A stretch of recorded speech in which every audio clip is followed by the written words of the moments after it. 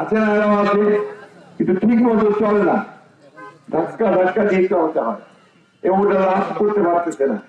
এই জন্য আমাদেরকে নতুন নতুন কলকারখানা করতে হবে যেখানে লাভ হবে, আমার বেশি মানুষকে আমি চাকরি দিতে পারবো তো আমাদের ইনকাম বাড়বে। এই যে আমার মা বোনেরা এখানে দাঁড়ায় আছেন, মেয়েরা আছে, এদের ক্লাস 12 পর্যন্ত পড়াশোনা আমাদের ম্যাডাম খালেদা জিয়া তিনি বিনা বেতনে করে দিতেন, তাই না? ফলে আমাদের মেয়েরা হয়তো লেখাপড়া করতে পারছে বেশি করে।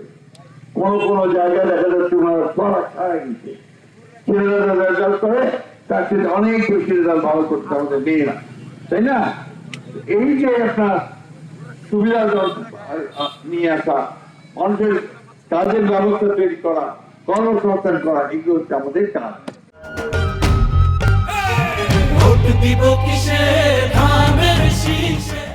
আমাদের নেতা তারেক রহমান নাম শুনছেন তো নাকি? ছবি দেখেছেন না? আমাদের প্রেসিডেন্ট জিয়া বেগম জিয়ার ছেলে তারেক রহমান, দেখছেন তো? গেছে যাচ্ছে খালি লোক আর লোক রে ভাই। দেখেন কালকে মানুষ গেছে লক্ষ লক্ষ মানুষ, তার আগে চিটাগাং গেছে লক্ষ লক্ষ মানুষ, কুমিল্লা নোয়াখালী যেখানে যাচ্ছে ফিরে সেখানে লক্ষ লক্ষ মানুষ তার মিটিং এ যাচ্ছে। কেন যাচ্ছে?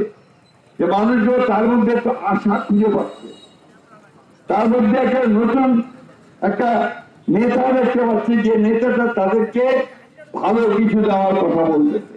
কি বলতেছে? যে আমি আপনাদেরকে বলতেছে আপনাদেরকে আমি ফ্যামিলি কার্ড দেবো। ফ্যামিলি কার্ডটা কি? যে বাড়ির প্রধান যে মা, সেই মাকে যদি ফ্যামিলি কার্ড দেওয়া যায় তাহলে সে অনেক কিছু করতে পারবে, সস্তায় ন্যায্য মূল্যে চাল ডাল তেল লবণ কিনতে পারবে, ওষুধ কিনতে পারবে, ন্যায্য মূল্যে স্কুলে বাচ্চাকে দিতে পারবে, স্বাস্থ্য সেবা নিতে পারবে, এই কাজগুলো সে করতে পারবে। এটা হচ্ছে ফ্যামিলি কার্ড। কৃষক কার্ড কি করছে? কৃষক কার্ড বলতেছে কৃষকদেরকে কার্ড দেওয়া হবে, যার ফলে সে সার বীজ সেচ পানি সস্তায় পাবে, আর তার যে ফসল সে উৎপাদন করে, অর্থাৎ আপনার ধান বলেন, ভুট্টা বলেন, আখ বলেন, আলু বলেন,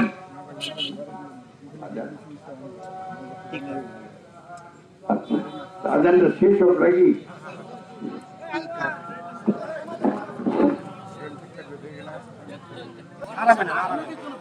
ওই কৃষক কার্ড দিয়েও লোকের চাল যেটা ফসল পাওয়া সেটাকে সে ভালো দাম পাবে। আমরা বাচ্চাদেরকে ভালো লেখাপড়ার জন্য ভালো স্কুলের ব্যবস্থা করব। আমরা হাসপাতালে যেন ভালো চিকিৎসা পায় সেই জন্য ভালো হাসপাতাল তৈরি করব।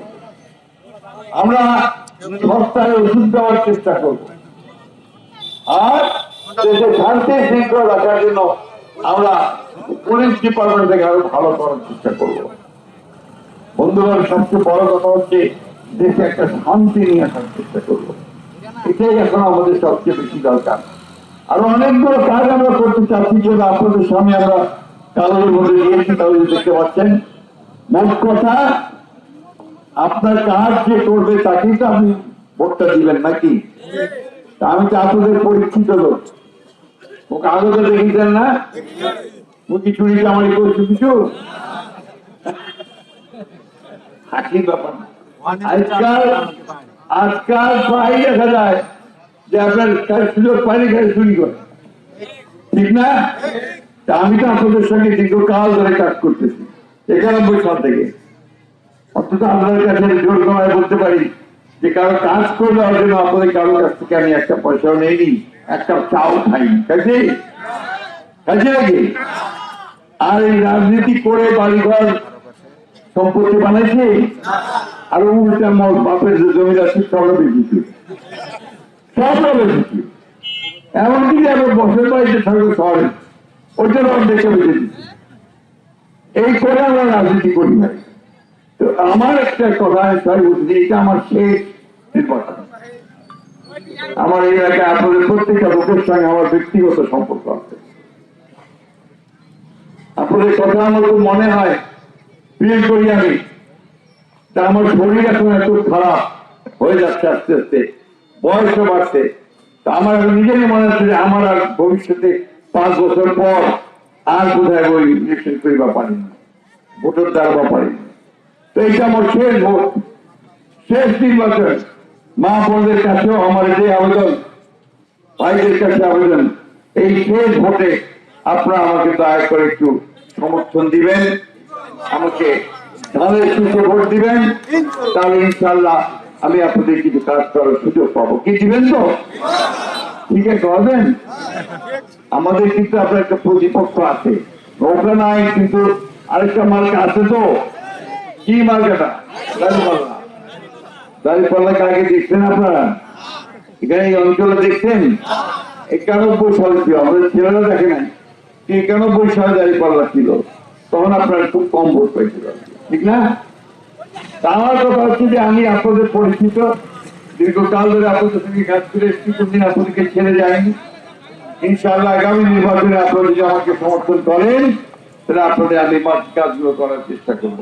আপনাদের এখনো কিছু কাজ বাকি আছে, এখনো কিছু রাস্তাঘাট বাকি আছে, এখনো কিছু স্কুল বাকি আছে, মাদ্রাসা বাকি আছে, মন্দির বাকি আছে, এখনো বাকি আছে না? ওই কাজগুলো আমি করার চেষ্টা করব। আপনারা আমাকে সেই সমর্থন যদি দেন, তাহলে আমি ইনশাআল্লাহ আমার কাজগুলো করার চেষ্টা করবো। তাহলে মার্কেটে মনে আছে বল, মার্কেটে কি জোরে জোরে অনলাইন না বললা ভোট দিবেন তো? 12 তারিখে, ফেব্রুয়ারি 12 তারিখে 15 দিন পর সরকার উঠে নিয়ে আগে ভোট কেন্দ্রে যায় নাই, তাহলে সেটা ভোট দিয়ে নেন, তারপর বাড়িতে ছিলেন। ঠিক আছে? ইনশাআল্লাহ আমি যদি সুযোগ পাই আবার আপনাদের এখানে আসবো। সব ভালো থাকবেন, সুস্থ থাকবেন, আমার জন্য দোয়া করবেন। আমি আপনাদের সকলের জন্য দোয়া করছি।